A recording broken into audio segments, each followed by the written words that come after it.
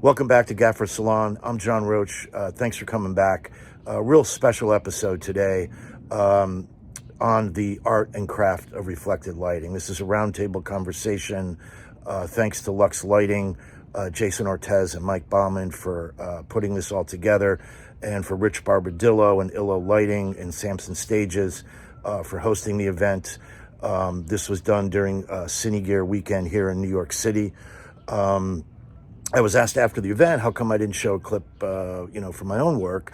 And funny story, during rehearsal, it was felt that my clip was almost exclusively contained nudity, and none of the platforms we would be able to push that out on, which is always disconcerting to me, that you could make a really powerful, beautiful art film, and you can show on any of these platforms people getting their heads blown off, people getting killed, people getting stabbed, people getting raped, but somehow nudity is problematic. So I'm going to link in the description for this episode to my clip from a film called Split. That was written, directed, and produced by my wife, Deborah Kampmeyer. It was shot by DP Ellison Kelly. It was a film that was made for around $750,000, and part of the reason for showing the clip was this was slightly pre-CRLS, and we had to shoot in a very large underground cave, and we worked a lot with bouncing lights off the surface of water, off the surfaces of cave walls, cave floors, and it's a 2-minute clip, and I just, was super proud of it, but due to YouTube and everybody else, if you want to see it, you have to look at the link, and that'll take you to it. So without further ado, here's our conversation in Brooklyn on the art and craft of reflected lighting.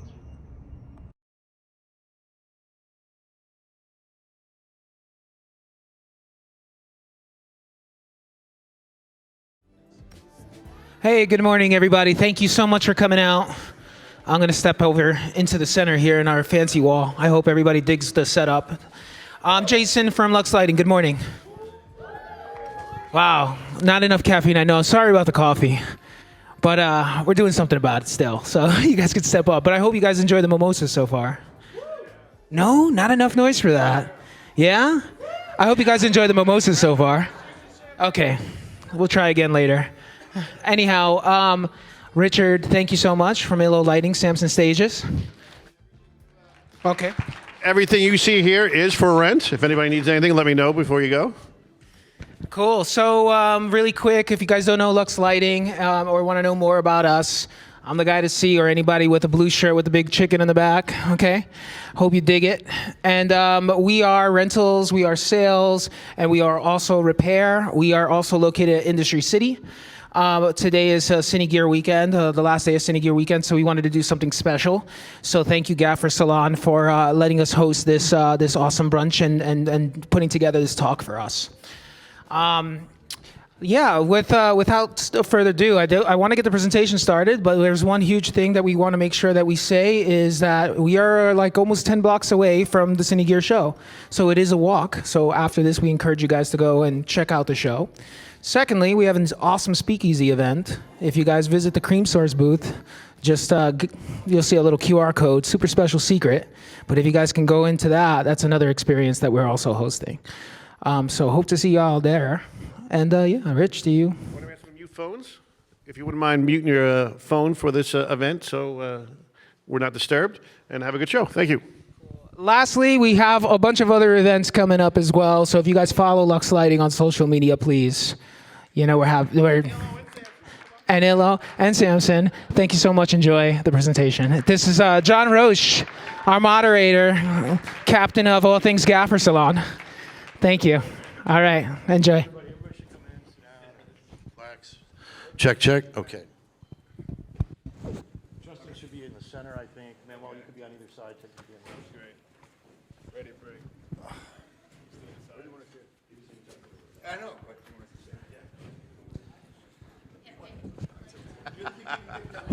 Hey, everybody. Welcome. Thanks so much for coming. My name's John Roche. A couple years ago, I started this thing called Gaffers Salon, a Facebook group. Really, it came out of Cinematography Salon that David Krupa started, and I just wanted a place where gaffers could chat about lighting and talk shop and exchange ideas, and now there's, I don't know, 4,200 members, literally from all over the world. I think our 5th biggest city is Mumbai, India. So that, along with ICLS, the International Cinema Lighting Society, I mean, these are groups and communities that I can only dream of when I was a young, up-and-coming electric. So anyway, welcome. Obviously, our topic today is the art and craft of reflected lighting. And personally, for me, I don't even think we'd be having this conversation if it wasn't for Christian Berger.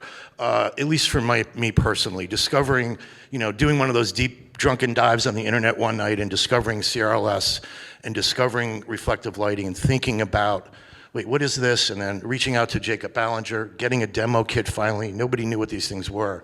But I'll tell you, the minute I got these things in my hand, I was like, this is a game-changing product. And it's not even a game-changing product. It's so revolutionized my thinking about looking at lighting and understanding how lighting works. It really became this epic journey for me. And so I want to introduce the panel to sort of dive in. And we have a range of shows from Jakob's smaller Hungarian feature up to a big Apple TV show that Justyn and Ted did, and Manuel, of course, working on Gilded Age and Jessica Jones. So Jakob Ballinger, obviously CEO of the Lightbridge. Jakob was Christian Berger's gaffer. They did many, many films together. Ted and I grew up in New York City together in the 90s. Ted, Lehane Key Grip, Justyn T. Davis, gaffer. The two of these were cohorts, compatriots on Apple TV's show, Dear Edward. And Manuel Billeter, DP, Jessica Jones, and frankly, one of my favorite shows, HBO's Gilded Age, which has just got renewed, which I'm very happy about because my wife is directing and my wife has got a chance to work with Manuel, and hopefully again this coming season. So if we could go back to the art slides would be great. So as you guys were coming in, we were playing these art reference, lighting reference slides. So a lot of these slides, Justyn and Ted were sending back to each other, looking at Edward Hopper, looking at Sargent, looking at a variety of painters. This one here is something Hammershoy that Christian Berger and Jakob would often look at. And Hammershoy is really interesting. I'm gonna let Jakob talk about it a little bit more in depth, but it was the idea of looking how light is coming into a room and bouncing off all these surfaces. And one thing Justyn had been talking about during the pandemic was just staying at home and photographing the window in his apartment and looking day to day from sunlight to overcast, looking at how light comes into the room and behaves. So if we could switch now to Manuel's light studies. Manuel texted me the other day and he said, I got this interesting light study I want to talk about. So we want to show this, and I'm going to hand it over to Manuel Billeter to lead us into this series of photos. So we could step through these or cycle through these. No, this is good. This is good. Oh, okay. Let's just start with you this. just call for the next Let's slide. just start with this because it's a little washed out. I mean, it was taken on an iPhone. So, that's my go-to Instagram tool. And it's a little bit washed out. Maybe it's just because there's all this ambient light in here, or maybe just because the quality. Hey Tim, can we take down? No, but the that's ambient okay. That's lighting? okay. But you can see that it's got two colors in it. It's kind of like a vertical Ukrainian flag, right? And I woke up. I mean, it was taken when I was in quarantine during a recent COVID bout, and I was in the garden apartment, and I woke up and I saw this pattern on the wall. Maybe you can go ahead, do the next picture. Oh, this gives it away already. That gives it away. So I saw that there was this light coming in through the window, and so I got a little curious, like what creates this pattern of colors? Maybe we should look at the next. And I was just really fascinated. I mean, you always, as a cinematographer, I think, or as a gaffer, or as a filmmaker in general, would say you always kind of observe daily light occurrences. Whether it be you sitting at a cafe and you have like the reflected sunlight from passing cars, from the windshields coming in, and it's just there's many different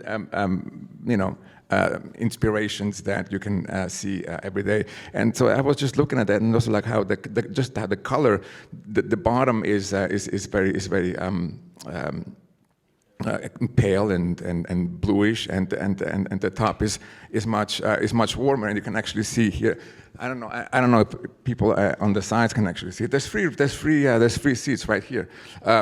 How it's warm here, and it's very cool down here. It's just a very simple thing, super simple. And then I tried to see what caused this. I mean, I had my ideas, but then there's the next slide. And that's what created that pattern on the wall. Basically, that window is kind of like a pinhole camera. So it obviously inverses because the blue light is coming, and it's indirect light, as you can see there. It's reflected light from the sky and reflected light from the facade, from the brownstones across the street. But actually, it isn't that simple. It's actually super complex when you reduce it to something so simple like looking out a window. And isn't that, when we're trying to recreate things, we think, we put a white, we do an eyebrow. But it just kills everything that gives it the complexity and the painterly quality that you saw, no? Yeah, no, and it was just, there was zero manipulation in it. It was all natural, all, no interference. And it's kind of funny because when I shared it with a bunch of people, they said it's incredible how natural light looks completely artificial sometimes. It's kind of like it's just a bit counterintuitive. I took another one this morning. I took another one this morning because you just always do it. I'll just show here. Okay. Do you see the colors? Do you see there's red, white, and blue, something, right? And there's okay, what's this? What's this? What's creating this? Yeah, it's the red, right? Again, it's the sky, it's a white window or a white door or whatever it is, and the red facade from across. So I find it fascinating how how simple and how how you can find art in just. In life, and how it's just there. Yeah, I would say that before Dear Edward, I wouldn't once we started using the Lightbridge, I wouldn't really think about as much the color and the quality of light bouncing off of buildings. But once we started going there, now every time when we're building sets, I'm like, what's the building across the street? Because that's going to affect the color that we're going to put on it and what kind of bounce we're going to use. And it doesn't even matter time of day because it's going to change throughout the day, right? And then you also start thinking about when you're talking to art department what colors they're using because that's also going to be a reflective surface too. So it's like it goes so much deeper when you start viewing the world as a lighting surface, right? Because one of the sets that we had, or one of the locations we had, was in Harlem, and there was across the street from our hero house was an entire wall of limestone. Like there was basically an entire block of limestone buildings. And so that quality of bounce that came in every day was so great and so amazing. And and there's no way you could try to bring it into anything that big. So we just steered into it. Yeah, and Manuel can tell you as well. It's like when you're on a stage, it's inverse square law. You can't get something that far away. The reason why that even works is because of the distance and the size, right? So you have to start thinking about how you can kind of replicate those images in a small space and time, right? It starts to become the science of it all, right? It's about where you start to look, right? You start to look differently when you start to look for that. It's like just the excitement of finding something, and this feeling, this excitement comes back because there's new stuff out there we can see and we can find. And I think that's great why you did this talk today, because I think that's exactly what it's about, rediscovering what we're trained to look at through our standard gear to find new stuff now. Well, I found it interesting over the last, we had, to me, speaking personally, I think there was this revolution in reflected lighting that came out of the Lightbridge and CRLS. But I think what I've seen happening the last couple of years is everybody is saying, you know, we don't want a white ultra bounce anymore. We have these other options. We have, like, I forget the fellow's name in Brazil, Bluff Bounce. And we have people like John Tyndall in LA with his whole Broca lighting system and breaking up these colors. And I remember years ago doing a feature where the DP wanted the foam core painted the same color as the walls or whatever the set was like, so he could bring in a piece of like brown, whatever, or pink or whatever the wall color was. So I wanted to move into talking a little bit about this idea when the project first lands in your lap and you're thinking in pre-pro, you're looking at these art references, you guys are trading this back. I'd like to start with Dear Edward, because you guys were given a very specific challenge from the showrunners. So maybe you guys could dive into thinking about how you're going to approach that project. I mean, you know, I would ask someone like Manuel, what is real to you, right? Like trying to understand and process the reality that the person who's lensing this show, right? You know, trying to understand what this quality we're trying to create first. But I also think it was, we were told that we couldn't, because they wanted to shoot through cameras and they wanted to shoot quickly, we couldn't put any lights inside the set or inside of when we were shooting on a location. So for any of it, and so we had to figure out. He had to figure out, and then he came to me with his challenges about how to start moving that.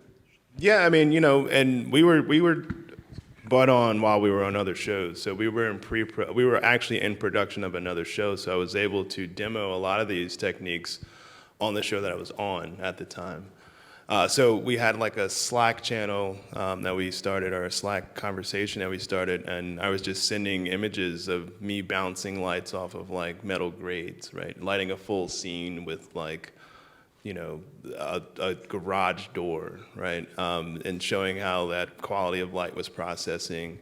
You know, then Teddy was like, "Oh yeah, we can do that." He had a couple of units or rags that he had from a truck package that he. Yeah, so I acquired most of my beginning gear from my old boss, Bob Andres. And we had these, what I call vintage Matthews equipment, which were these checkerboard lames that had a substrate behind them. We affectionately called them microwave because you could feel the heat off them from quite a distance away. But they were great for day exteriors. But then we started using them on the set too. But let me just go back one little bit, which is, so Justyn and I had never worked together, and both of us are working other jobs, and you know, I was in the middle of a show that had a lot of stuff going on. And then you tell a gaffer you can't light a major TV show. Right. So he starts talking about reflective surfaces and everything. So again, as John had said, I'd worked with John a long time ago. I knew he was talking about CRLS. We had talked about trying to see it, and I had wanted to like get my hands on it, but I hadn't been able to get a chance to use it. So when he starts talking about reflective surfaces, I said, well, you know what? I know that there's this system out there. I'd love to try it. Let's get it for the pilot. And that's what we did, and we started playing with it. And once you start doing that, but you can talk more about your whole. Hey Ted, let me play a trailer, a clip from the show. So can we? Do you want to see the garage scene first or the group hug scene? Whichever one you guys want to start with. Let's start with the garage scene. Clip. I mean, garage scene clip, please. It just looks gorgeous. Yeah, I mean, it's just a bunch of skybound, like, you know, we do eyebrows that kind of like produce some kind of ambience, but, you know, pretty much everything is. Well, outside of the side window, which would be in the next shot, we do have the 12 by checkerboard hanging, and that's giving you the warmth that you're seeing through that window. But it's still indirect. It's a, Yes, it's a yes. secondary bounce from a mirror that we have rigged above the windows. But you know, the thing about it is, even though this is a soft light source, it looks so hard because you're looking at the, you know, diversity of darkness, so everything starts to look hard to your eye. I haven't seen this in a while. The direct light at the kid in the front when the light comes in, what was that from? A bounce of a light source that was probably hitting a set wall. I mean, I don't even think it was directed at the set. I think it was on, and then we just said stop, leave it. Oh, that was actually, it was a wall that had been moved, Yeah. and we just spun it around. It shouldn't have been there, but we used it. Yeah, and it just blew the background up enough, and when we saw the rehearsal, we were like, yeah, that's it. The only thing that we intentionally lit was those windows. And the giveaway is always the eyes, right? If you light it correctly, the eyes pop, and it's not 10,000 sources in there as well. I mean, the one thing that we did learn about this space was like a darker day was a 4K and a brighter day was a 9K. That's the only thing about like bounce lights is that you need more photons overall. Can you repeat that? What did you say? We went from a M40 to a M90 on brighter days. So this is a darker day, so this is an M40. Can we cue up the next clip, which is called a group hug? This scene is, we would have 18Ks, but this one here is probably, soft silvers instead of hard silvers. And then we did a lot of color shifts in camera, to get our cool instead of gelling.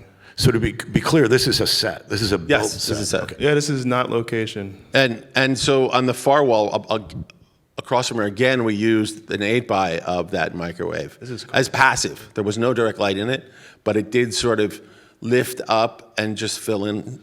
Well, the thing about it was on the opposite end of the room, kind of behind Connie's head. So so that warm light is that bounce, right, from the dimes that we call it. But it became a bigger light source when it got to Taylor because it was that far away. So it just looks like no light.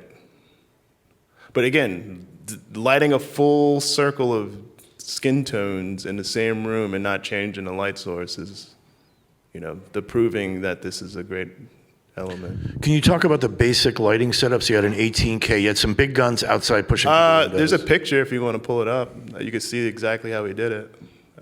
It's 18Ks on a truss. I didn't get that picture. Yeah. Unfortunately. So there were 18Ks on a truss.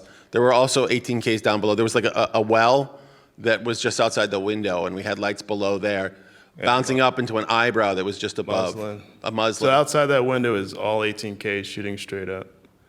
And then we used to cut the windows, but we liked how it raked it to kind of create that softness, the haziness of it. And then we started putting trees to create, more reality.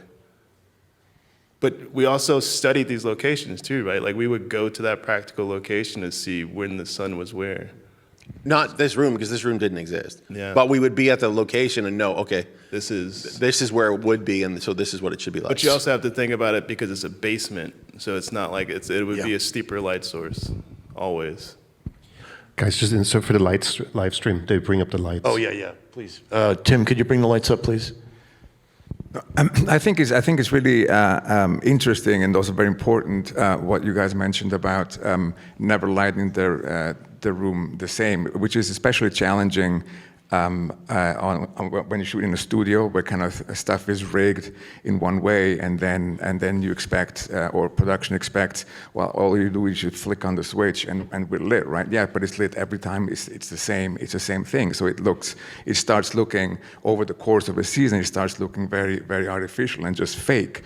And I think that if you start lighting the room according to the necessities of the scene. Every scene is a bit different, and you should capture the authenticity or the emotional crux of the scene, and then find the appropriate lighting for it. Because technically, if you look at it, most of this is Yeah, bad can we lighting. actually freeze frame it there, where we see the whole. Most of that would be considered bad lighting because there's so much hard light hitting someone's face if you locked in on some of these faces. But that's the diversity, right? Some people getting hard light, some people getting. If we pause it here, guys, whoever's. Yeah. It's just some people getting hard light, some people getting soft light, some people who would look muddy in an independent image, right? It's just all of that array. No, and it's also it feels so natural. It feels real, So it gives it you're able to emotionally access this scene if it feels real like this, right? But the bright light right underneath the windows, the floors, shiny floors, is kind of bouncing back into the room. So basically, that's what kind of lighting the room, and then the room will help you light the actors as well, and. there's some little hard light on the side there. I mean, there's just a lot going on, and it's very complex in details, but it looks great. It looks absolutely great. I mean, it looks like it's a real location. See, and that's the thing, right? Because you say it's complex, but at the same time, there's such purity to it. And because if you look at the floor, there's no lights in the room. You would see everything in the floor. Yeah. And that clarity and still the complexity there gives it that, what you were saying so rightly, the emotional power, right? So I do have to make a comment about the floor, which is Justyn went to them and said, you have to buff the floor. Every time it was like, shine, no, I want it shinier, no, shinier. And so you got this, but this helps so much with the overall of the image because you've got these little specular highlights in lower ground, and so it allows for a depth of what's going on. And that again that's reflected light, right? Yeah, and it helps you carve out the shapes and carve out the actors as well. I mean, I remember with when painting sets, I've also asked, make it really. Can you please use really shiny paint so I don't need a lot of light, so I can just like a little bit of a bounce hitting that wall at the right angle. It'll create, like an area of brightness, and actors can be in front of it and silhouetted, and they don't, and there's some separation. So I mean, the materials, the textures of what we're photographing is super important with this sort of approach. I would also point out the wall in the background, this wood wall, which would normally, the fact that was scenics, right? They all of that, but it looks so lived in. And two, we did have so much of these multi-hued individuals, and making sure that everyone is stands out and taken care of in these spaces. And a lot of times, what we just do is throw up a kick. I do like a kick off the floor, but I'd use some Lightbridge just to kick out so that we've got a little separation on the wall. And those pools do so much. Like when you're thinking about not using light source, you still have to think about ambience, right? So you start thinking about interesting ways to kind of reestablish ambience. So hitting the floor in a certain place lifts the room, right? Hitting the ceiling now with some kind of bounce source lifts the room. So you're doing the same thing. It's just not inside anymore, right? Like you're just thinking about how you do what you've learned, where we call it a Lico or whatever the gear that we would say, hits the ceiling to create ambience. You just start doing it from outside. And it creates these interesting tableaus in moments when people cross them because it looks like dapplage. It looks like something real because that's just natural, right? That refraction of light when you are in a lived space. I mean, it's the thing is, when I started working with Christian, right? If you look at over here where the coffee machine is, that was working, is that you can see exactly the windows in there. When I started to work with Christian, we had set up a lights, and he looked in the glasses, and he was counting the amount of reflections in the glass on the table, and said, we've got 3 windows, there's 4 reflections. You got to kill one. I was like, what's that guy doing? We have to light faces and not look at the glasses. But by reducing it to that point where there's such purity there, and that's when it suddenly hit me. It's like, what's the biggest emotional impact we as image creators or lighting people can do is the gap between 2 things, right? That's where the most emotional impact is, because that's our mind putting it in there. It's like between a comic, right? The gutter, right? That's where we create our own impact, our own emotional impact. So the more we can reduce this and let the emotion flow for the people that are watching it, the better it is. And that doesn't happen by overlighting. That happens by being hyper precise and by reducing it, like the white, like the bright space back there and the dark in the front. It makes it so much stronger. But it's Justyn, you were saying something. We were always focused on like zones, like always having a 10. Like I do it for selfish reasons because I don't like the editor or the post people boosting it. So I always put something in 10 in the middle of the frame. So there and there, or around 9 or 10, just so that the highlights can't go brighter. You made a comment about the idea. If you could talk about just. I don't know if saying embracing the imperfections, but and Ted, you were talking, about dissonance. Maybe you guys could talk a little bit about that idea and concept. I'm sorry, one more time. The idea of imperfections. Oh, I mean, that's the quality of life, right? I mean, not to get so cerebral in this moment, but I mean, I feel like that's what we really understand is the difference in what we see. Like, if we look around and look at everyone now, and, it may be artificial, but maybe not, right? Like, you still see someone in the back that's not lit, but, you're not saying that it's dark back there, right? You just know that that's, in this environment, is very realistic, right? So I think, getting so caught up in saying that someone's in the dark or someone's dark is, it all depends on your intention, right? Like, like Manuel is saying, is like that white wall allows me to say that he isn't dark, right? Because he's sitting in front of something white. Or like, seeing someone sitting in front of a black wall, then maybe we have a conversation about what outfit we put that person in, right? So it's like the ways you play with this understanding of light and dark, where it's not just about luminance, right? Because, we can get so lost in that, and then it becomes a gear conversation again, right? But then you're not having the processing of, what we're doing, right? Or how we're creating, or how this world exists, and, this space that we can kind of start to play with, and it becomes an art form then, right?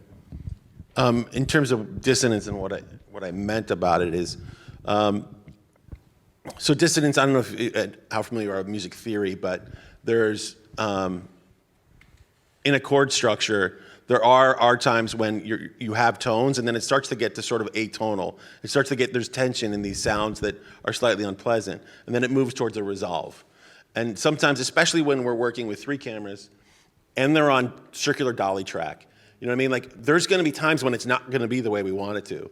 And we just had to sort of like let go of the idea that every second of that thing is gonna be perfect, and know that what we planned for was, yeah, there's a feeling of like, oh, maybe it's not, and the professionals are gonna say, oh, that was off. Other people aren't gonna necessarily feel that. But for me, as long as you end up in the tableau that you wanted to end up in, where you finish with something that is how you wanted it to end up, then that movement all the way through that completely works, and they only remember the end. And the actors usually resolved it, right? Like, they would fall in the best light because psychologically our mind just wants to be safe, right? It's like the reason why we find these places of comfort, or whether we sit in the dark or in the light, is because it's whatever psychologically. And actors, and especially because we call ourselves a theater company, we're using those as motivators. So it's interesting how they just find a resolve in that dissonance. I really like the reference or the comparison to music that just because I always see kind of like filmmaking or cinematography as a very musical process. I mean, it's kind of like a symphony where everything has to play together. And yes, sometimes in dissonance as well. The chords that don't make much sense, but that, for dramatic purposes that can totally work. But I think if you start thinking like like a question and answer interplay between many different instruments or ingredients or whatever you want to call it. It's in the totality. It's in the time continuum that it really gets incredibly exciting. To see how everything works together. Like I don't know. I mean, that's also why bounce lights is so interesting. Also fascinating because it's an interplay between 2 elements. I mean, one being the light source and one being the material that it bounces into it. So that's why I mean there's an infinite amount of possibilities in a way between different bounce or created by bounce light. So I mean, I know at Lightbridge having like 4 or 5 different surfaces now, then you can combine them with different lights. It can be a soft light, can be a hard light, can be it's really fascinating. I think just like it's challenging to actually start conducting the light in a way with these tools and also with what a production designer, what the art department actually the costume designer puts in front of you that you can play with, like light bouncing off of a red shirt, like a close up. Somebody goes in for a hug and the other person is wearing something red. It's super dramatic, and it's you didn't do it. It's really the costume designer's contribution at that point. So it's like this this musical symphony, this orchestra that always works together and collaborates. And I think that's like bouncing light is yet another element that can create something unexpected sometimes. And just jumping off of Miguel, is that it's you start to kind of really see the physics of it all, right? So like if the resolve of this entire scene was just to create soft light, right? Now you start to think about where's your first bounce source, right? Is it muslin? Is it, poly? Is it, a soft silver? And then if you just keep the physics of soft light from the beginning, by the time you get there, it's a breath, right? You kind of start to create this very airy feeling in the room.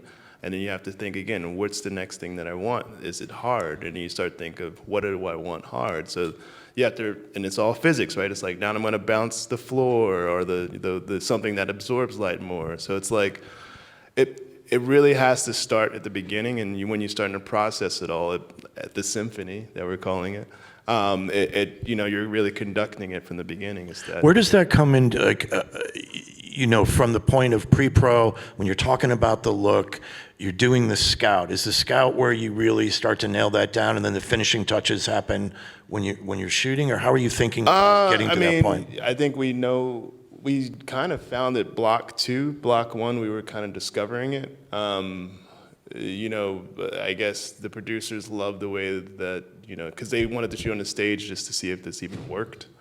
And then they fell in love with it, and then I think we just kept getting better at it. But it's not easy. Like, if you're used to I'm not going to say clumsy because that's a subjective way, but like, if you're used to the traditional way of lighting, actors are going to be like, are we ready? Right? Yeah, because the other thing that we would do is we called it the bag of tricks. And so there was pieces of Luan that we had all different kinds of reflective material, gold, regular mylar, black mylar. Some were actually checkerboard of everything. And we'd throw them down. If we needed an extra push just down farther, I knew it was below camera, we throw them down, and the actors were like, can we walk it on? I'm like, yep, sure. And that was almost the only thing for most of it. And at the end, when we would go in for close-ups, in terms of how I was using this Lightbridge, I would look around, and most of the time I would be leaning into whatever the practicals that were in the space were, and I would just pull out one of the smaller ones if I needed to get a little bit of highlight or something, just for that last bit, if we went for the emotional close-up. But it came more about set dressing, because I know the first block we were actually lighting, like we would have like a Lico kind of bouncing into a CRLS and our Joker, but then we just stopped lighting and it just became more about like art direction. Yeah. Like one thing I want to touch on that I know, man, I'm like the one person who's actually worked with all these guys. So one thing that I really want to talk to Manuel about is what I call diegetic bounces, which is like what he's saying is when an actor has a red outfit, and then we see that reflection. So if you know what's reflected because you see it in the image, I call that a diegetic bounce, just like diegetic music. So we had worked on a show that was a lot of procedurals, and a lot of times I feel like we often would use paperwork, right, to sort of help. Oh yeah, the paper bounce, of course. It's amazing. You just put a light up top and it bounces into the paper, and there you go. And during that moment of discovery, by reading this paper, their face gets illuminated. It's like a light bulb is going on, right? Right. So it's amazing. Right. It never fails. Yeah, exactly. I was going to move to showing one of Jakob's clips. If we can cue up, what do we call it? The restaurant scene. So this is, I'll let Jakob talk about it, but this is from a film called The Grand Cahier that Christian Berger shot. Jakob was the gaffer.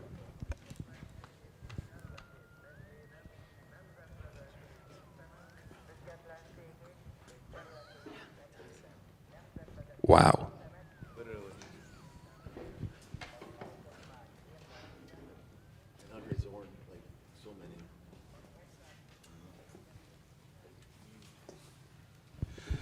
Not to talk over you, Jacob, but I think the thing that I really love about this is that this really abusive light source that they're just walking through casually. Like, it's so clean looking. And, you know, I don't know if this is driving the scene. Is this your ambient? Is this all you guys have? Yeah, so I started to fall in love with actually, and I'm not sure about the English term, but you see how thick the wall is from the window coming in, and that just became the primary light source.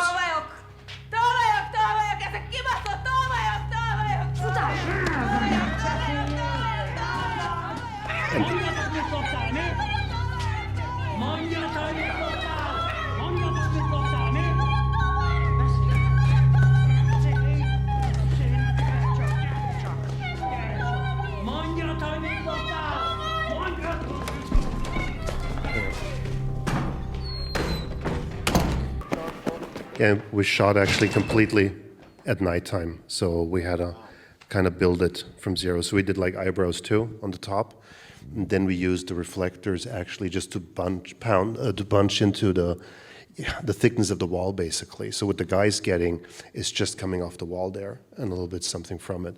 And it's, for me, it's always the balancing of the fill light in the room, which is being made by secondary light sources, like the floors, like the walls. So there's nothing in the set because it would just ruin everything, you know? You look into the eyes and it just doesn't match anymore. And then for those little hard spells coming through, I did think we have a little bit of push coming in directly at that end. But that's the reason, you know, you have to be able to look outside. In this case, you're looking at black duvetine. Yeah, but that's the way it works. And you see it in the eyes, it's just clean. And then maybe we had to add it's something on the table or something to add into there. But the further the light travels, the more natural it looks. And that's not only about the primary light source, it's also about when it starts to hit off the secondary light sources. So what you're calling it diegetic, I always called it like the DNA of light. It's always picking up something from the next and it's adding on to it. And that's the reason you just can walk through the light because it's always in the right relationship with what was going on, yeah. That was a tough movie to shoot. Man, I haven't seen it in a long time. This is what, 2013, I think. Yeah. Shooting a day scene at night, there's some cruelty behind that concept. Yeah, especially with kids, but nobody cared in Hungary. This just looks like a Van Gogh. I mean, it's probably Totally. yellow, but you know, just the connotations that come up.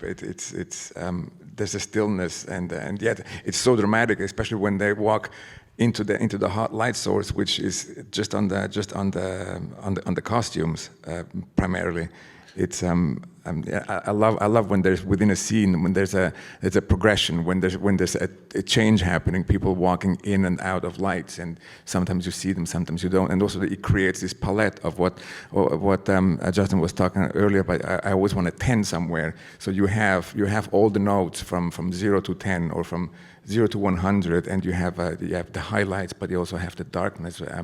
You have all these different zones within one frame, so it just becomes very dramatic and just, you know, I don't know, just there's a diversity in it that I always find Can you bring up the lights? inspiring. For the internet, yeah. Yep. Yeah. I mean, and the thing was, right, I mean, that was like a really, really small production. Like, it was me plus 3 guys. That was it. Yeah, that was it. But the thing is, it just works because you use everything that you can, and you're not forcing anything against it. So I think it was like 3 1.2Ks, or no, it was 4. It was one in the opposite part of the room, and then it was just 3 big reflectors, plus the biggest work was actually putting up the eyebrow on the top for that room, and that was it. Then we could pre-light it because we're shooting somewhere else, so I had 2 guys down there, 1 person was with me on the set, and then we moved down and shot it. Yeah. So it's not just, you know, the thing is, it's not about the amount of gear you use, it's just what you're using, you have to use just so precisely to make it work. Then you have time actually to play with it. That's the thing, right? If it's me plus 3 and you've got 15 lights up, you're not touching all the lights anymore.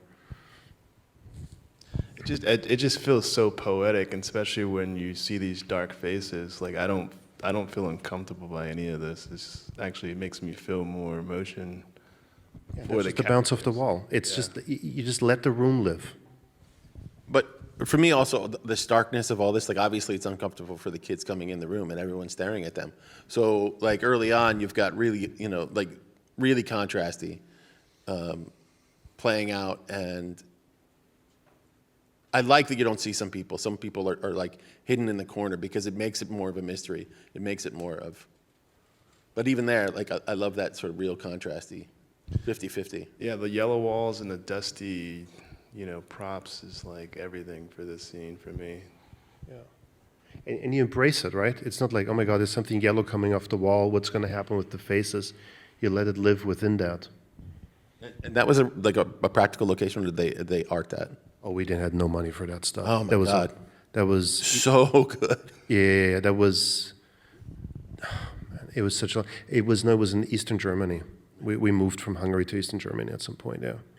I got to say, you really need to watch this whole film. It is so gorgeous. So you say you found that location as is? See, that's the great thing also about location work. And when we were talking about the challenges of like studio work versus location work, I mean, locations, a great location is a great storyteller. You just have to find the location that really becomes a character of the story and in the support of the narrative. And I mean, that's incredible that was available, because it gives so much texture and so much subtext, and you just start reading between the lines a lot. It just becomes I don't know, the space. You can't get rid of spaces in filmmaking, and so the space really needs to tell the story and propel it forward and create this time space continuum that we respond to emotionally or psychologically or cerebrally or all of it. Sorry, was this always meant to be shot at night, or that was thrown on you kind of last minute? You went late, and then you had to move into this scene. Of course. But that's the thing. If you choose the gear in the right relationship with the crew you have, then it starts to all fall into place, and you can have fun with it. Because But not even getting too deep into it, is like, I'm just gonna ask. It's the feeling, right? Like you feel it after a point, right? Like you were in this movie for how many days at that point? it was the last lag of the movie, and we had 28 days to shoot it. Yeah. And it was day 25 or something. It's just like a rhythm. Like it's so. But that's like with every job, right? You start to get into it, and you start to feel what it needs and what's possible. Can we freeze it for a second? On the reverse, yeah, that. The one thing I appreciate is, you didn't, with the exercise crew, you didn't have anything big outside that window, right? There was three 1.2Ks. That was it. Right. So, and what I like is that there's not this fear of oh, we need to put white out there because it's got to be day, right? It's just let it be what it's going to be, and let the light come in. And the windows are a little dirty, and they got a schmutz, and so they're going to conceal it a little. But if you did have a big white out there, it would have killed a lot of the value, and it would have felt really even outside that window. Yeah, that's always the thing with the initial approach. It's blow out the windows, right? But I think that's the really wrong thing to do. But that's something I really learned from Christian, because he was always saying, I will look out of every window. I say, Christian, it's night. I can't light that out there. I can't do it. So I say, just put a black, let's make the windows dirty. Off we go. Yeah. Do you remember what you had? It's been 10 years, so you probably don't remember. You had a couple CRLS and, like you said, a couple 1.2s or something? It's always the same. It's like the light's on the floor. It's going up. You've got an eyebrow, which was ultra bounce and some kind of white. No, we had a lot of bleached muslin. It was bleached muslin, and then the reflectors were underneath the bleached. So we're using the spill from the light source in the white, and then we were adding into the push, and the push was always going into the wall, basically. But there were 2 points when it came in directly. But that's when you start to use the 50s, and you just start to push into it. It's kind of what that snap bridge over there does, right? Yeah. If it would have had a bit, But that's a portable one where you have the soft bounce and the precision, more channeled light. You got 2 for 1. with that, or with that eyebrow system with the reflectors. It's what you were saying earlier was so nice, is about as soon as you bounce, you already start to, there's a certain harmony starting. Light source, boom, bounce, boom, it goes away. And this quality of layered lighting to say you got soft, you got something hard in it, that's where the complexity comes in. And that's the reason it's fun watching it, because there's always something challenging us not to get used to. It's getting dark, we get used to it. It gets bright, we got to get used to it. And that, I think that's what keeps the scene alive. And we're just so afraid of having to always see the faces and not feel the faces. And this is, for me, the imperfection that allows this to really stand out, right? Like, as a, traditionalists, we would say the faces are too dark, or in a Hollywood perspective, this is just, man. Yeah, I mean, yes, you could say, well, it's not balanced enough. There's not enough fit. But I think that, the way we experience it by watching something like this, it actually forces us to kind of pay attention and to actually look a little deeper and to make a little bit of an effort. And it's just a different sort of experience that we are subjected to when we are looking at images like that, where there are moments that are underexposed. Also, what's really great about this moment is that we saw them just a couple of seconds earlier, very, very clearly. So we know them already. So now that we know them already, and I don't know, I didn't see the film, so I don't know if we've seen them before, but having them walking through the light, we make their acquaintance in a way, and then after that, after we know them, there is an emotional attachment, and it's okay to let them go a little darker. And it's not that I can still see the little ping in the eye. There's something there. It's just modulated in a way that it kind of creates this emotional arc. And I think if you just balance everything all the time, it just becomes boring, because it becomes everything is the same every time, so it's... Well, I'd even go one step further and say that, like, in the storytelling... You always do that. Oh, I know. But in not being able to see, because we've already invested in them, and not being able to see what's going on with them, this is what I mean by that atonal thing. And, like, you get worried, like there's this fear of it. And so then later on, because right after this, you cut to the woman and she yells, and the next time we see them, right, he's got him by the scruff of the neck. So there's a lot, all of that, not being able to see them helps get to that moment. I mean, again, you were telling story, right? So actually, she was a really good friend of them, and then she left to the city, and they were worried she was getting raped or whatever was going on. It's a wartime movie, Second World War, and they go to look for her, and they go in and find her, and she's betraying them, and she's calling thieves. That's the reason they try to grab her. So it's this whole thing that goes with it. I'm curious if you can talk in pre-pro or before. I mean, did you discuss the tone of this, or it was not that kind of budget? So you made the call in the moment, or how did you arrive at the choices here? I mean, it all plays off looking at Hammershaw, and it's so crazy looking at Manuel's pictures, what he took, with the colors. It's the same kind of thing that's happening down there with the wood pieces that you see in the Hammershaw. So that drove it. And what Justyn was saying, we're towards the end of the movie, so there was not a lot of discussion going. We were shooting a different location. Chris and I walked in the morning, knew we were running late, so we say, okay, this is about what the scene has to be. And it's the only scene in the movie where there's actually haze, because Christian usually hates that, but everybody's smoking. So of course it made sense. And then you're already in the flow. And I think that's the best thing that can happen to you in a production, where you don't have to communicate anymore and you're in the flow. But that means you have to be able to trust the DP and vice versa to make it work. Because I always hear that too often, like, I see my job as a gaffer to imitate the style of the DP. I'm never going to be as good because I'm imitating something. And so I can prepare it that when the DP comes in, can do the magic touch. And it's just, that's my job, just trying to imitate it as good as I can. So when Christian comes in, we got 15 minutes before all the extras come in. It's already there, but he knows, Why don't we shift to talking about the Gilded Age? I believe it's just called Gilded Age Trailer.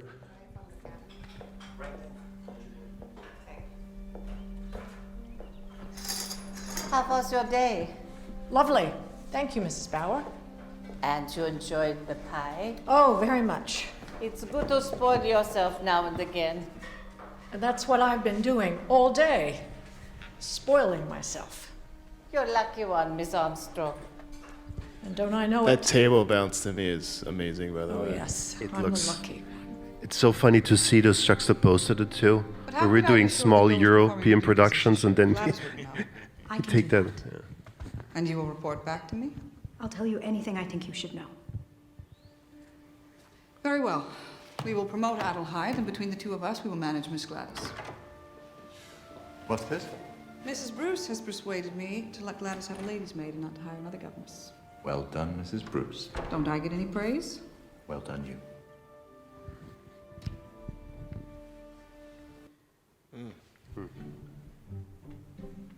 What's this? You know what it is. A salad fork. We never lay a fork without a knife or a spoon to partner it. Nor is salad a course on its own. It is eaten with the entree or the remove on salad plates which fit the curve of a larger dish. And what is this? What does it look like, Mr. Bannister? A spoon for the coffee. No teaspoon is ever laid on an English table. If one is needed, it is supplied at the apposite moment. Mrs. Russell, good day to you. My maid told me you were here. This is very kind. I'm pleased to be of assistance. There are so many snares designed to catch us out. We have it under control, ma'am. I'm afraid I've asked too much of you, Church. It wasn't fair of me. Mr. Bannister, for all our sakes, is there any chance I can prevail on you to take charge? At the luncheon for Mr. McAllister. Exactly. On Friday the 18th. I would be so grateful. Ma'am, I'm sure we can manage. I won't be so cruel as to make you try. What do you say, Mr. Bannister? Would Mrs. Van Ryn ever allow it? I'm afraid there'd be a problem, madam. I cannot pretend otherwise. Well, I hope it's a problem that $100 will solve. $100. I understand I'm asking a lot. You could rely on me, madam. Don't give it another thought. In 2 days' time, Mr. Church and I will finalize the setting. But what position would I occupy? I must be here. Mr. Bannister is not familiar with the house. You can settle that between you. I do not quite understand how I am to present this to the staff. Why not tell them the truth, Church? There are some situations when it really can be helpful.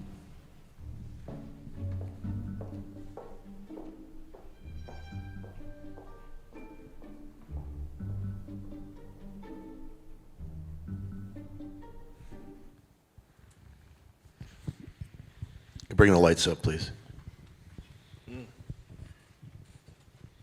It's a beautiful piece. Next level. Here. I mean. So there's, the downstairs, upstairs. Sorry, Manuel. Can you freeze it as soon as she walks in? Because I think that's the pure genius Hold that on. happens. So, yeah, bring it back. No, back, right? Back a It's little bit. a little this? bit back. A little bit back because she's getting the light from the table. No, she's coming in. Right Yeah, there. right there. Yeah, that's kind of like a skip bounce from. I think I put it into a CRLS outside that window, and it just kind of bounced into the table. Also, that's what it was. That's what I mean when sometimes you just light the room, and the room will take care of the actors, or will take care of the character, will take care of the authenticity of the scene, where it feels like it's lit from within, and there's no really, or it doesn't feel like there's exterior or extraneous light sources in there. There's, I mean, if you go back a little bit too, there's those are the things that I go crazy about sometimes. Is that there's light coming in from upstairs at the top of the stairs. Keep going back. If you go back a little bit, there you just. See, if you blink and you miss it, but it's just like a little, the light from upstairs where there is a lot of light, and downstairs there's much less light. It comes in at a much steeper angle. It doesn't really get into the faces of the characters. Whereas in contrast, upstairs it's much more bright. It's much more luminous. It's much more lavish, if you say. But here it's kind of like scattered light. Also, I mean, in the sequence of this episode, she just had a terrible experience at her mother's home, apartment in a tenement, because in the Gilded Age we don't really see very much how the other half lives. But so that was an opportunity for me to show, how most people actually lived in New York at the time, and it was much much darker. The light barely makes it in through the windows, and this is carried through a little bit here. If you yeah, but it's just like really if you keep playing it, you see just like at the end a close up. It's just a little bit of a bounce, and here this is very silhouetted, and again the light is somewhere else. The light is not on the subject. That's all studio, right? Huh? This is all this is all at the stage. Yeah, this is all stage. Yeah, and there's just like a little bit of a bounce back from the other window that hits the wall. But yeah, I just wanted to make it feel dark in between the light sources, and here we have it's much more luminous, much more grand, it's much more soft, and the light really reaches the characters. This was done with the CRLS, like the big quad that. I have the behind the scenes if you want to. That Jakob kindly put together for the show, and the next scene too. That I mean, it's just I was just using basically the quad that we have some BTS. Yeah, can you put up the BTS for the Gilded Age, please? Something like that, yeah. As you can see, it's I'm using. I mean, it's because the sets are so huge that I thought, like, well, I mean, a big set needs, it can afford having big bounces, big reflectors, and what this was able to give me was really a very directional bounce.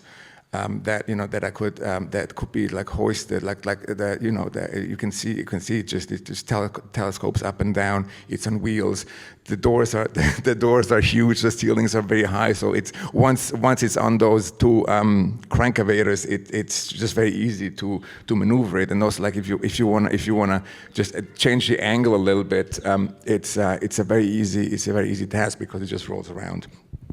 I mean, that's something, maybe you can talk about that, because in the way I always used the reflectors was to use more harder light sources, and you're the person actually who introduced me to the idea to use like soft diffused panels into the reflectors. Yeah, and it was mentioning earlier. It's kind of like question and answer. It's like a give and take. I mean, depending on how you hit it first, what kind of response do you get? So knowing that I didn't have to worry too much about spill in this big rooms, was actually kind of help, just bring the. In a way, that's yet another version of the snap bridge over there. If you look at it, it's the bounce back. There's the precision bounce back from the C100s or from the quad, as we I think started calling it, and then there's some natural bounce back from the art, from the set. So it feels very naturalistic. Are those all the same panels, all numbered? Gaffer John Sheridan standing next to the camera there. Oliver Carey, best camera operator in the world. I just piggybacking off of the soft light bounce. I mean, we did that with mirrors too, and it was like something about the intensifier with sky panels that doesn't really create the punch, and I felt that with a 360 in a mirror, you get like this really sharp LED that you really can't get out of any light, and it's broad. So, yeah, I agree with Manuel. You want to step through these BTS? Yeah, sure. If there's, I mean, I've shown them a couple of times before, so I'm sorry if it gets boring. But yeah, here just for close-up work, I would just basically book it. I would just put like a diffusion in between. Sometimes I would put the 12 by in between to begin with. It's a very easy. Simple setup in a way. I just want to say, because it's a close-up, I'm really proud of that I continue my work as a gaffer, not on set, but able to support fellow colleagues on set, is that we build special stuff for them. So Manuel comes to us and says, look, I need a bigger source, what can we do? And we basically made it for them. So this is not a product on the market. Ted and Justyn are using it too, so we'll see if it comes out. But basically, it's a special custom made. Yeah. I can't wait to see what it does for moonlight. That's what I'm more excited about. Because not to take away from No, I wasn't. No. is that there's something about when you start processing what moon is, you kind of realize that it is a direct light source, and I can't wait to play with this for some night scenes. Do you have that one where you had it on a lift and you were basically extending the sunlight? Yeah, maybe. I don't know. Let's go to the next slide. Yeah. Oh yeah, but that's actually the setup that we actually saw the result of in the previous clip, where the maid is talking to Bertha Russell at the desk there. So basically, there was just like this one light source in there, and just I put it as close as possible to the wall, so it would really accentuate the structure and the artwork that is on the wall, scraping it. And there was no topper, no nothing. I mean, it didn't. It just because these products are so precise and they're really so responsive to just the tilt angle or the pan angle that you just barely need to put any flags. I mean, if you even need to put a flag up, it's a very loose one, and it's set up very quickly. So yeah, obviously there's a little bit of like a bay light up top as well, and. What is that? Is that CRLS's as well? Or? No, up there. No, I wish. No, those are just S60s that go into muslin bounce. It's a bounce. It's just going up there, and yeah, we had to put this like coroplast newts around the S60s because there was they're hard to control sometimes. There was a bleed back a little bit with direct light even. But no, this is just a muslin bounce, like a big muslin bounce. Yeah. Want to go to the next slide? Oh yeah, no, and this is the classic setup that Jakob was talking about, just the light underneath and just go into. I think this was like the diff 2. Again, it was. I wanted to get a very steep angle. I wanted. I know that Ted hates it too when you can when we can see the parallax when the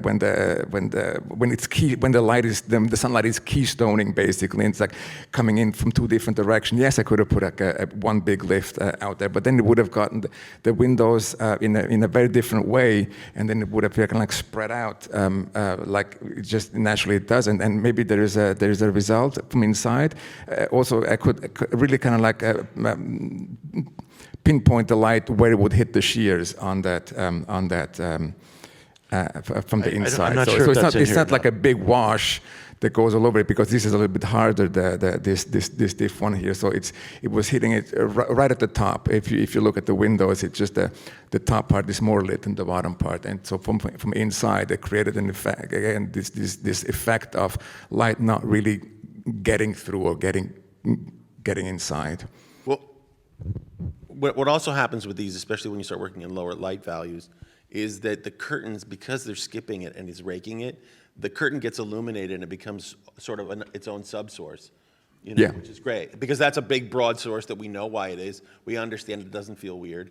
But basically, it's like sort of like the ripple muzz. There's a couple I was talking about before, these other ways. But we did something very similar to this on Madam Secretary, where she had these like golden shears in her office, and we would constantly rake down on them, and that would push in. Which I just learned yesterday from Jakob, that's a traditional Japanese way of lighting. They don't even point lights at people, they just put diffusion in front of them and point the light. But light the diffusion from another angle. Yeah. You want to go to the next slide? Sure. Not sure how many we have here. Same. I mean, here the challenge was like a really low ceiling, and from out, bringing in something from outside, and you couldn't put like a lamp head close enough to the ceiling. It would basically come in at 90 degrees rather than from a little angle from above. So those always help, getting you extra height, and also with the inverse square law. It just feels like it's the light source is much further away, and that's also a very good it's also very helpful because here, if the light would hit those metal grates, those iron grates, they would like really heat up a lot, and then inside it would just fall off very dramatically, and it was just not. It wouldn't look very naturalistic. It wouldn't look realistic. And just, trying to help explain what he's saying is that because of the mirror or the surface that we're talking about, the light is bigger and the light is further away. So that's all we're doing is creating space from that window so that it feels as if it's at a more acute angle opposed to where the light can actually be. And it's fall off as it moves into the room. Like, you guys know the inverse square law, right? So the closer you are to the light, it's gonna be brighter, and then the farther away you get, that fall off becomes less and less. Next slide.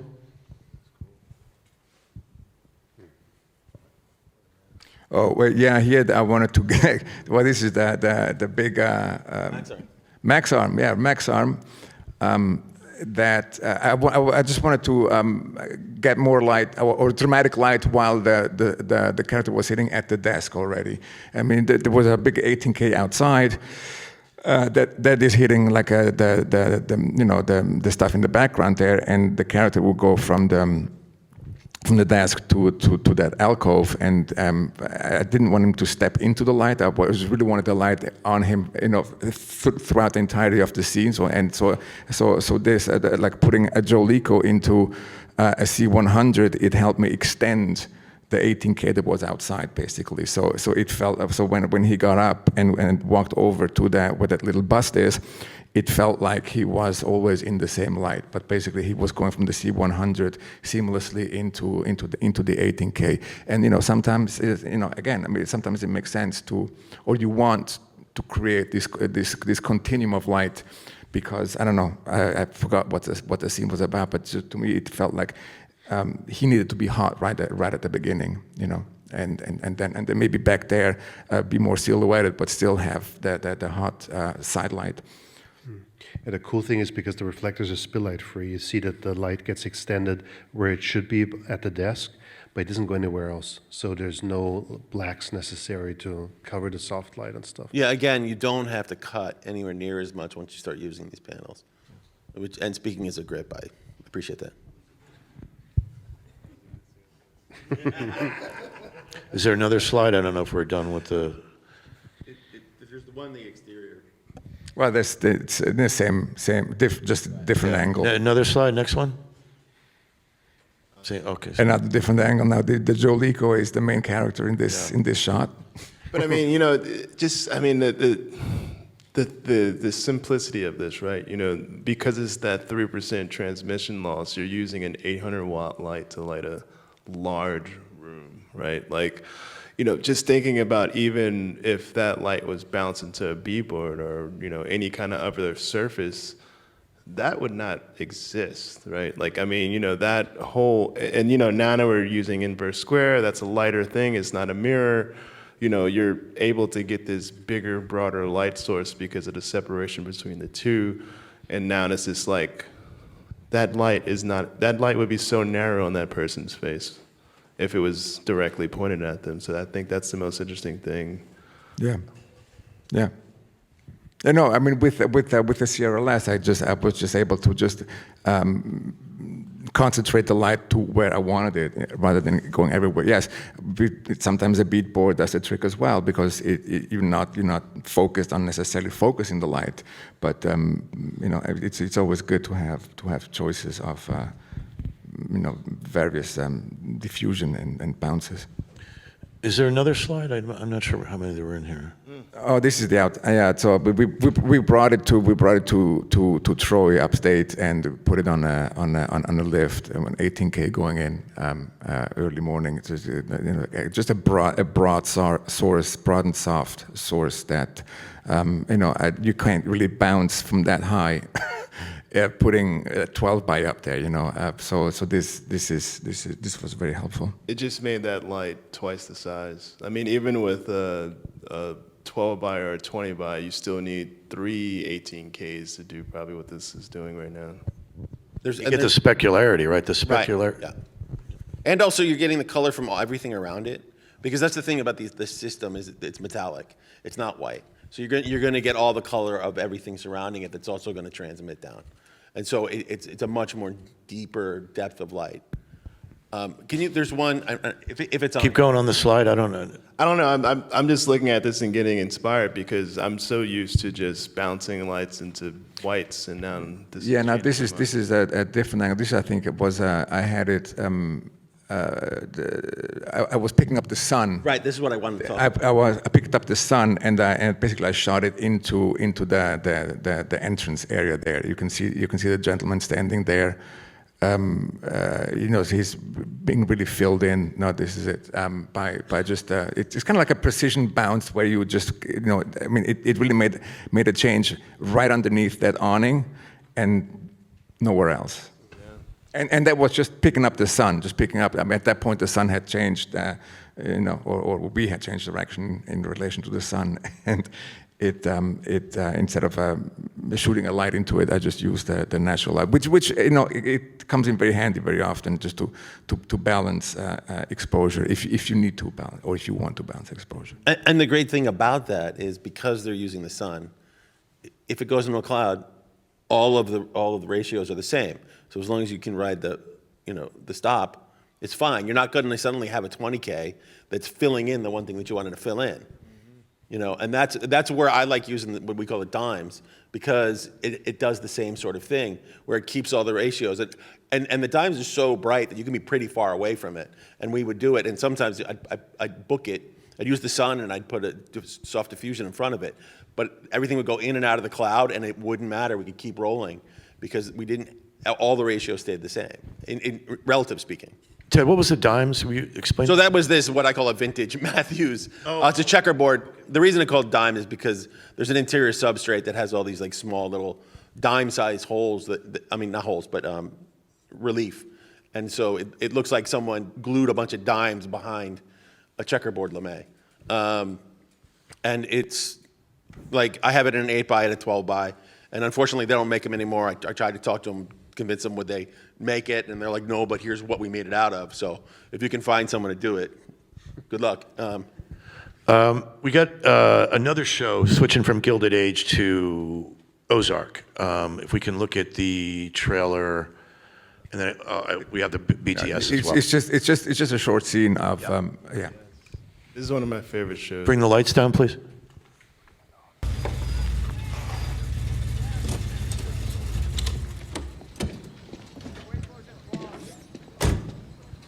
Before you get your panties in a bunch, just listen, okay? We're offering credit now, so you gotta stop your shit. What shit is that? The fucking loan shark and shit. I don't lend money to guys that can get credit. You do your thing, I'll do mine. We can coexist. No, we can't. This is coming from Marty. You gotta cease and fucking desist. It's fucking dumb anyhow. That right? Yeah. Take it up with your daddy if you want.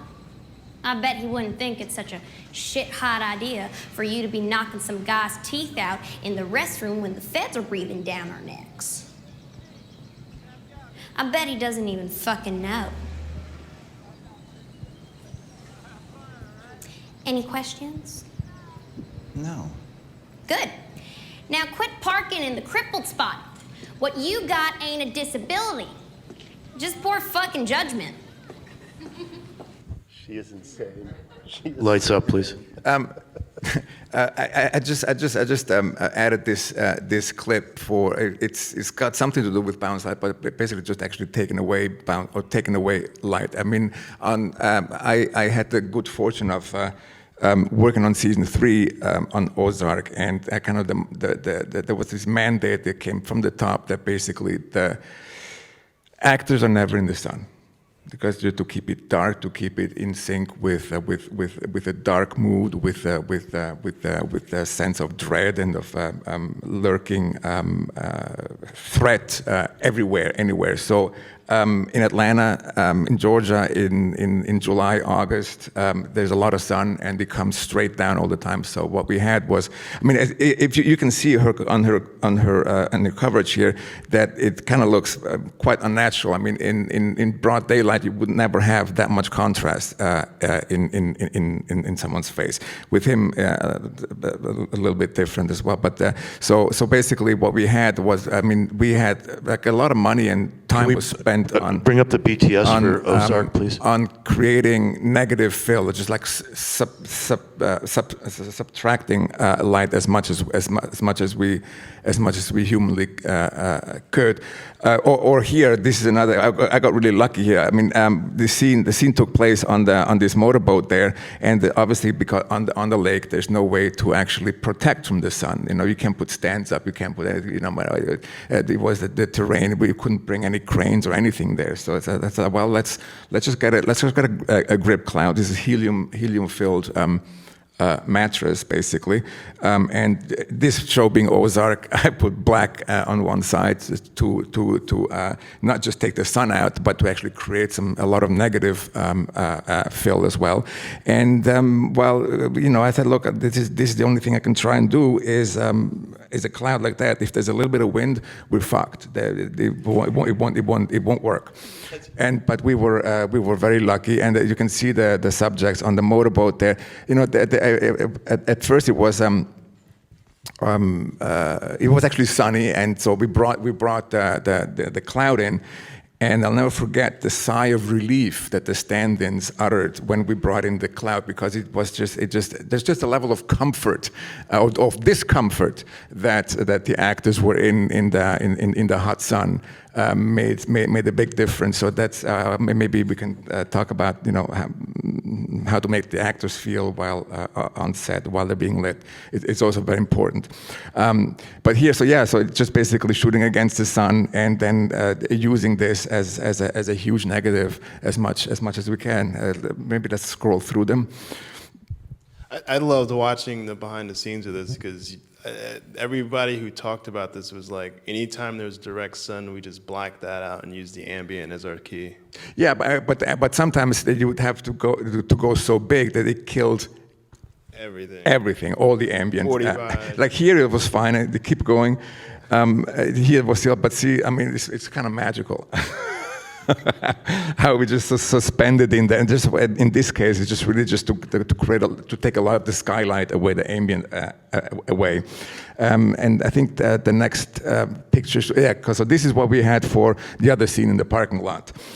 Big 40 by up there, just dressed with foliage. So if we saw the shadow, it wouldn't look unnatural. But once this thing goes up, it's really fucking dark. I mean, it's kind of scary dark. You know, it's like, oh, what am I gonna do now? So you know, 18K into a bounce just to light the subject. That's what you could see on Julia earlier so much. Like one side completely black and the other side lit, just barely lit with this bounce. Obviously, the background super hot, right?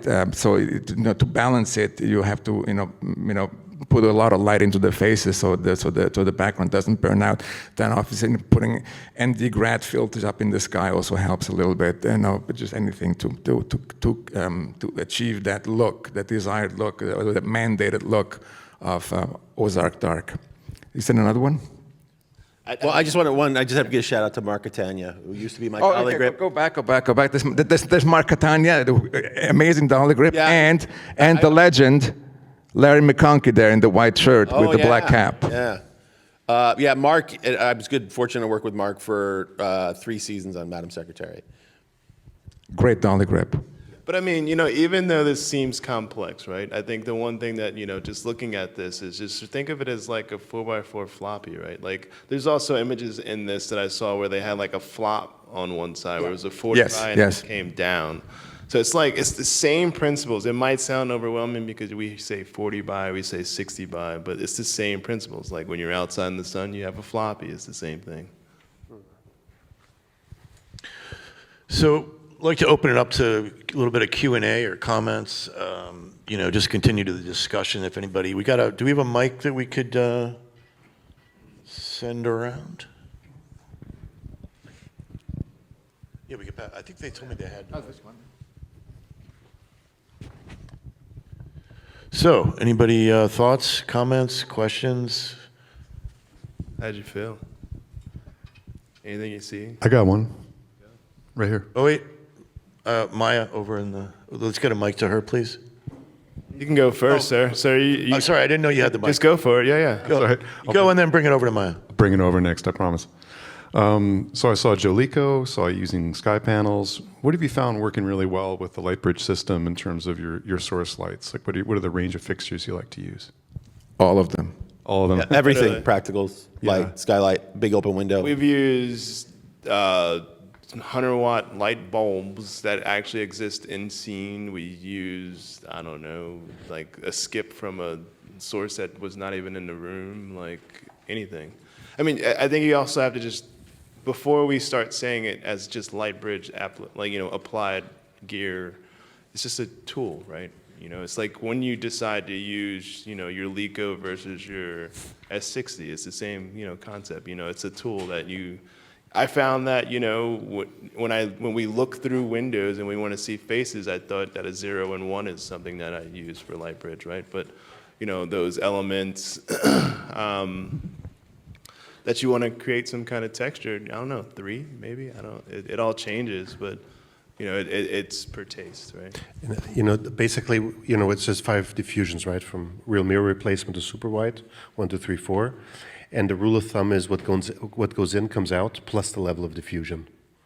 And it's always 100% color consistent, so it means if you take a light bulb, it's going to give you exactly that, just with the level of diffusion added. It's basically that simple. Well, it's interesting too because I guess one thing to point out is,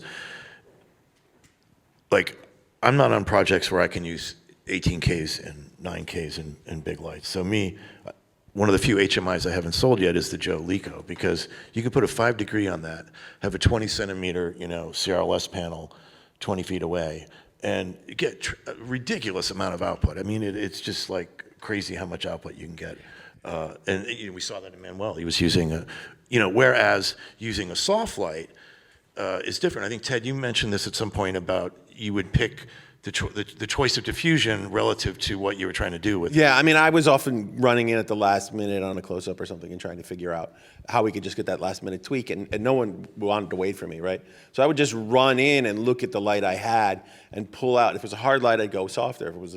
If it was a soft light, I could go harder on the reflection because I knew it already was soft. So I think in some ways, because I'm also the grip in this equation, I was always reacting to whatever I had around me. But once you open your brain to that, I literally would start going, okay, that window's there, and I got that over there, and I can, you can use a lot of different things and the size that you want to use. If it's a window, I'm going to go bigger because there isn't going to be as much, but and bigger and harder, But you also think about like muslin too, right? You start thinking about, what you like. Again, you still have to think about what you ultimately want that source to come back as. So if you want it to stay soft, you don't want to go with your harder feeling. So it's like even muslin is still an option, right? Even some other fabric that you might have. White Duvetine, big fan of white Duvetine. But that being said, so we said the Leica is great. The reason is because you have blades, so you can cut it down to the size of the reflector. That works great. And you see with the Nanlux back there with I really like Fresnel still, because you have the chance to say, like, just if you look at the snap bridge, if you spot it, you're just going to get the reflector, and if you flood it, you're going to get the white with it, with all the other examples we've seen now with gear. And like, for example, with the orbiter with the adapter on it, if you have a 4x4 to C100 really far away, you want to have a long throw, it's great to have something on there where you don't lose too much light around the reflector, just so you get as much energy as you can back from it. So it's like with everything else, it's the right tool for the right moment, right? Yeah. And one thing I'll say about the snap bridge, which I only used a little bit, but what I automatically saw was because it's an umbrella, because it's rounded, you again don't have to cut as much because it's gonna focus it more towards the front, and so you don't have to worry about, I just threw up one sider on one side, but the topper and the bottomer weren't really necessary. Maya, you had a question? Hi, I don't have any questions, but I do want to add a comment. very fascinating thing for me about light in general is that it reflects. It's kind of like the way we create it is based on where we are in the world. I grew up in Poland and I went to film school in the UK, and a very popular concept in the UK is to use double bouncing. And after I moved to the US, I've never heard the phrase double bounce again. I grew up watching American movies. Most of them were made in LA. And the way we lit in the UK was very different from the American movies I grew up watching. So in the UK, our primary sources, our key sources were always bounced lights. We'd never use direct lighting because that's just not how the world looks like in the UK.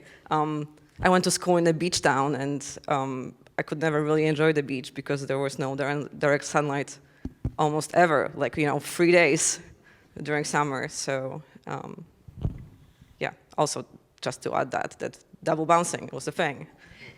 Yeah, I mean, kind of just piggybacking off of that, we are, replicating elements of reality. So if that's part of your reality, that's the study, right? We're really implementing some sense of realism, and that's a thing. Like, if it's always cloudy, why would there be a direct light source? Jakob, are you seeing lazy travel, different parts of the world, Asia, wherever?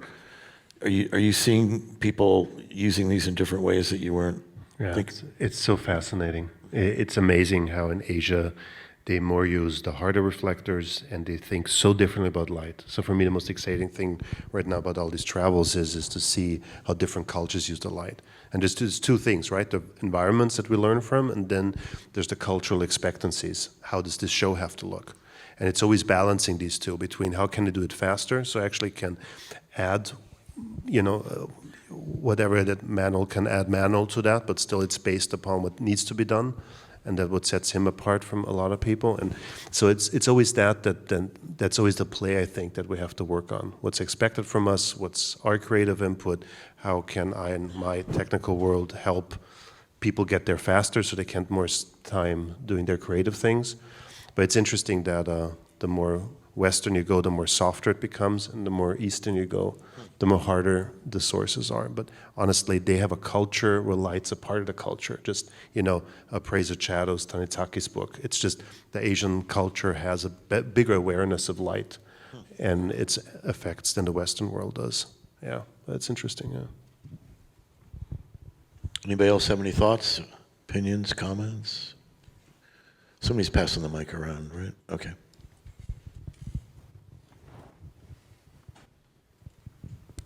Just quick question. I'm curious. Has everybody in here been using CRLS or knows CRLS or had hands on CRLS, more or less? I mean, is there anybody that hasn't yet gone down that path? Okay, great. Yeah. So thanks for the talk. It's been amazing. I see that you all are using, I guess it's usually big sets. But can you talk about using the small ones and what advantages they may have to character light and then so on and so forth? Well, we did one scene, we were shooting in a machine shop, and we lit it only with two of the, whatever, not the small, but the middle small. Forgive me if I don't have my centimeters. 25 centimeters? No, smaller than that. 15s? Yeah. Okay, yeah. So I did, 15 and then one even smaller. Oh, 7s. Okay. Yeah, so because there were two practical lights on either side of the machine. And we had Taylor, who was a woman of a certain age, and then we had a young boy, Edward. And so I used the hard one for Edward, and I used the larger soft one for Taylor. But we just literally put them on their back just with a wheel and let the scene play out. And the only other thing we had lit was we tented out the room, the space. So he had a 10K bouncing into a mirror, I think. Yeah, which was just sort of like raking in. So it gave us the texture of the walls because that was shooting straight down and then bouncing around the space. But the only thing that was really lighting them was the practical itself and the reflection from the practical. But just kind of answering what you're saying is like, you have to remember that just because we're talking about lights, that, you know, a lamp is not a light source, you know, a window is not a light source. So, I mean, you know, if you're talking about a smaller set with a smaller budget, just remember that time of day still counts, right? Like if the sun is coming in through that window, you know, maybe that's the time you shoot your scene, right? And, you know, if you have a bunch of banks of lights, maybe you turn one side off to create something more, you know, dramatic, right? So you just have to start texturing in your mind when you see these spaces what light is, right? Because everything is a lighting source. Like, don't get so confined by Airy or Nan or whatever the name of the brand is, not even to be exclusive, because we're lighting every time we look, right? And it's just understanding how we're reducing or adding to what we see in that space. And that's all we do when we scout. You know, it's this space that we say what we're going to reduce or add. There was there was one other time when I used, I mean, I've used little ones a lot, but I did one special gag where I was doing a commercial and they wanted to have the feeling of traffic, the way that the sun bounces off of cars as it moves and it rakes across the ceiling. So what I did was I took, I had gotten this heavy duty Lazy Susan with a Mitchell plate. We were gonna use it for the camera. But what I did was I put a riser on it and then I just filled it with all different sizes, different shapes of, and with magic arms of them in different directions. And then we put a light in it and I just spun it. And so that traveled around the room, and you saw it obviously, you know, be bigger and then get smaller as it get less reiki. And it's being creative sometimes too. Like, you know, something about being deficient makes you so much more of a filmmaker. Like, because you don't have all the tools and your expectation is so high. Yeah, I mean, you know, use references, it helps. It's like Manuel was saying, right, at some point, a piece of paper on the table becomes the light source. So it doesn't matter about the scale, it's just where you take it in your head, no? To say, I don't need all this stuff to make it work. Yeah, no, you know, I was just thinking, you know, because yes, I mean, there were big sets and big things in the quad and everything. It looks all huge and wonderful, but it's not. I mean, go big or go home doesn't mean like really big equipment. It also means just having a big idea or a big solution, simple solution sometimes, to or a radical idea to achieve what you're after, and it could be something as simple but as radical as telling the AD, hey, we need to shoot this scene between 11 and 1:30 because that's when I have the light coming in, and please, pretty please, and that's it. So you know, it's having a big idea more than having the, you know, like big resources oftentimes. Nicely put, yeah. And it happens. We'll stop and wait. If Manuel said it, I'm being serious. Yeah, hey, we get a mic over to. Oh, sorry, who was it? Right. I can just shout too. It's coming. It's coming. It's for the internet. Yeah, I just wanted to ask, are you guys, or have you guys had a chance to use any of like the quote unquote hard panels like Vortex, Sky Panel X with CRLS? Is that a combination you guys are finding is nice? Yes. I mean, I use mirrors on everything, so yes. It's a nice punch, and what's interesting with what I found out when the Vortex came out is the size of the light source does matter. It creates a certain amount of volume. And I used, I did a full show just with Vortexes and with the 100s. And the X is the same thing. It's just, you know, it's just 20 degrees, so how much light do you lose on the sides? And how close do you want to go? Is it like a book light where, you know, you're not going to lose anything? Is it further away? It's just balancing it out. But it's, again, it comes back to how much throw do you need, and, yeah. Justyn, what were you saying about using not like actual mirrors or the 0 as opposed to a 1 or a 2? Yeah, I mean, I use it all the time. Teddy thinks I'm a mad scientist, but I can't see light the same anymore. It's like once you kind of like start playing with these surfaces, your eye trains differently.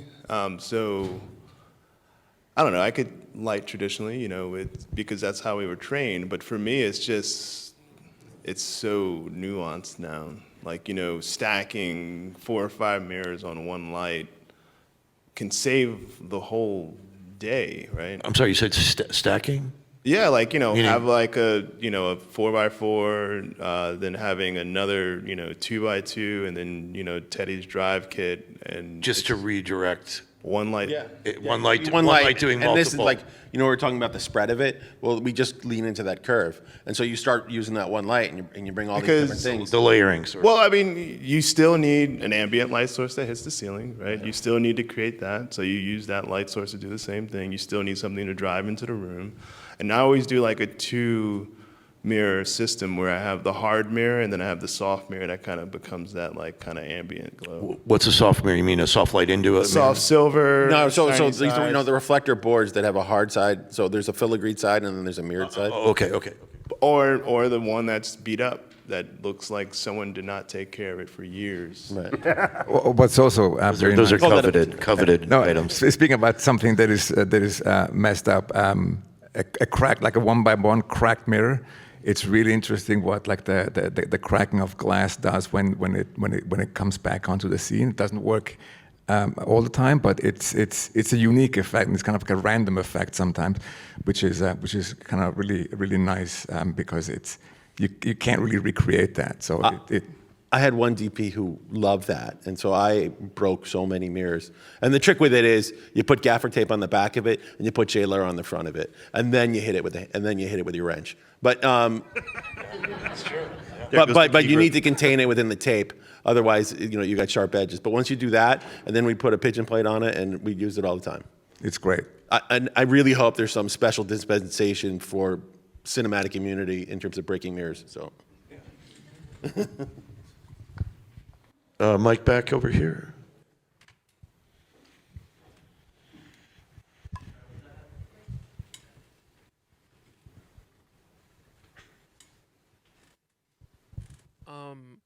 I just wanted to ask because earlier you were talking about Justyn asking what is real to you, to the DP, and trying to use that information to sort of inform how you light something. And then Jakob, also you were talking about imitating the DP in pre-production before you start choosing your units and the CRLS and all of that.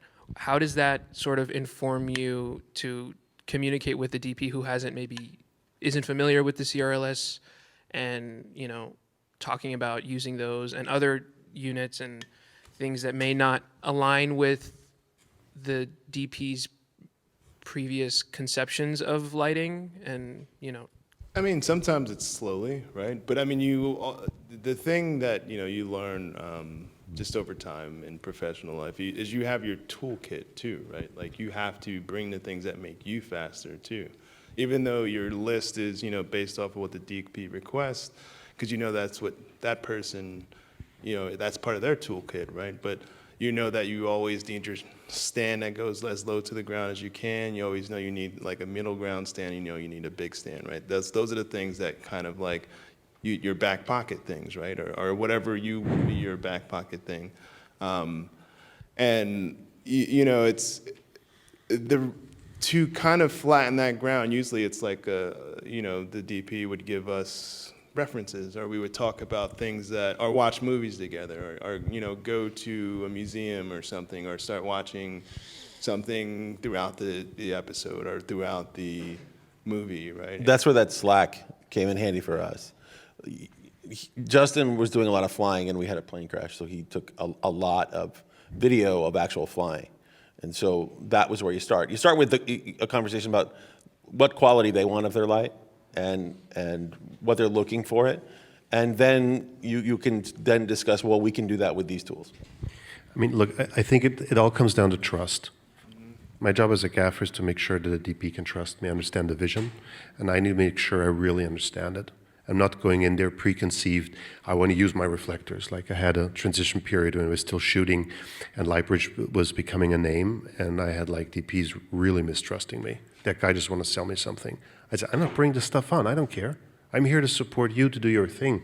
And we were shooting like what was doing downhill. It was really extreme. It took Danny like 2 months in to said, okay, bring me one of those, but I'm not buying them.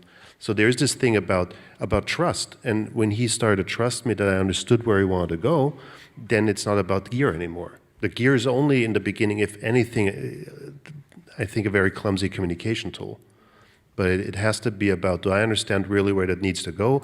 And what's the DP comfortable with translating that, in which language to me to understand it? And everybody's different. Somebody shows you pictures. Danny hates pictures. He didn't do anything. He just said, put a 5K there, go through a half frame.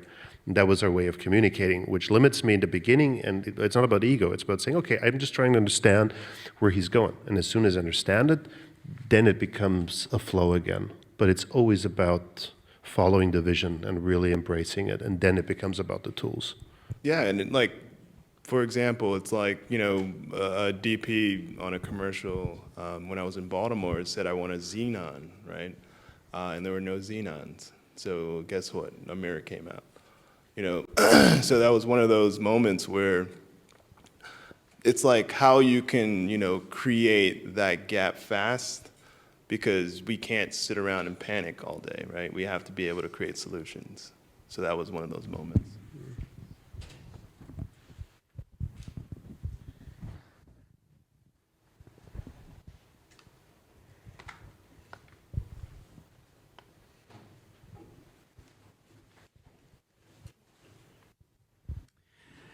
I was just wondering, is there a specific situation you could think of where you would prefer to put a big light through a window versus using a reflector? It's like, is there any downsides to that? Like, would you ever choose to do that if for any specific situation?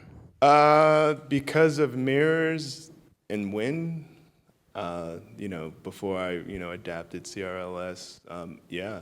I mean, because it would start shaking as soon as the wind blew. It's the same thing again, right? So with diffusion 0 and 1, you shouldn't use in the wind, same problems. Diffusion 2, it's gone. But then again, sometimes it should look like that. Sometimes it should be a 20K through a window because we've got used to the look. I mean, it's really, it's just, again, it's the vision, what's trying to get. And if you're trying to have a look of the 60s, well, then maybe it's better to use the 20K directly through the window because it's going to give you that. It's not a religion, no way. It's just a tool. Yeah, and it's the practicality of it all too, right? You know, I'm sure Teddy can go deeper. It's like, you know, sometimes you just don't have the time, right? Because you'll need 5, right? When you can just put one 18K out of a window, right? Like, and you actually have the space to make this light look good, right? So why not just put it on a lift and then just put diffusion on it? Sometimes just time and simplicity. And sometimes the reflector's faster. So it's really, there's no right or wrong there. Yeah.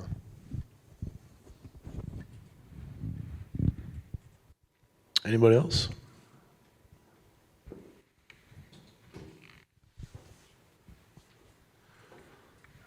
All right, I guess we will call it a wrap, right?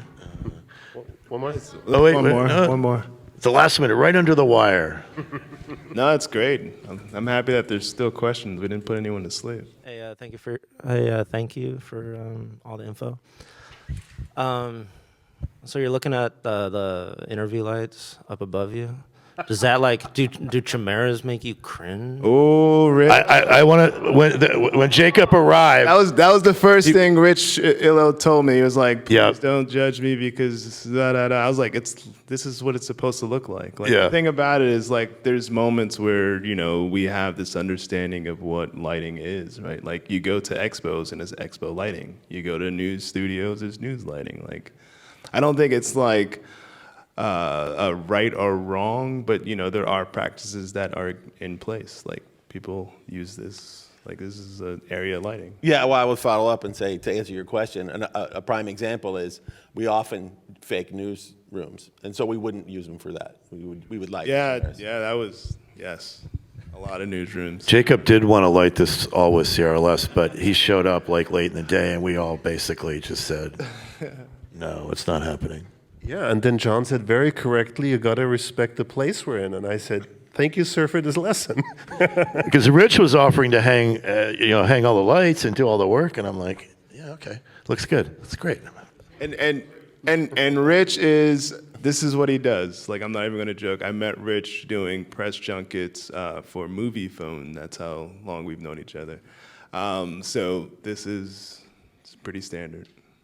And there's a comfort for me there too to say it's not a sales pitch. We're trying to share knowledge, and that's what Lightbridge does. And it's not about this is the cool thing, you got to buy this. It's about when does it work, when doesn't it work, and that's the reason it's more important for me. And thank everybody with Lux and Rich and everybody and John doing helping out, because it's not about a trade show. Otherwise, I'd have a booth. Yeah, I mean, you know, I also want to thank Rich and Samson. I was working at Rich's other stage, and he told me how many jobs he had to turn away for this day. So it takes a real commitment to community and to, you know, gaffers and DPs to say we're holding the space. So, and Lux as well. Lux is, you know, Jason and Mike Baum and these guys have been about community from day one, you know, and doing these kind of events. So, and the video wall was awesome too. We didn't expect any of that stuff. So thank you, everybody. Yeah, thank you guys. Really, really fantastic. Thanks for showing up. I mean, I'm so humbled after 7 years and all of us here now. It's fucking amazing. Thanks, everybody. Thanks for coming. Thank you. You don't have to leave now. We do have demo units if anyone want to play with some of the CRLS. We're not kicking anybody out. If you want to go to the Speakeasy, go to Cream Source, the booth over there. They have a QR code. Drinks on Lux. We want to thank thank you. More PA Hire for the wall and everything they gave us today. This has been live streamed, and you will be able to find it on Gaffers Salon probably in a couple of days. No, it's gonna be longer, but yeah. A little longer, but this will be archived and it will live again, and everyone can watch it. All right. If I can get you guys in front of the screen, we'll take a quick photo. Sure. Thank you everybody for coming. We appreciate it. We'll start turning on some of the lights if you want to play with it. If you have any questions, you find us. We'll have answers.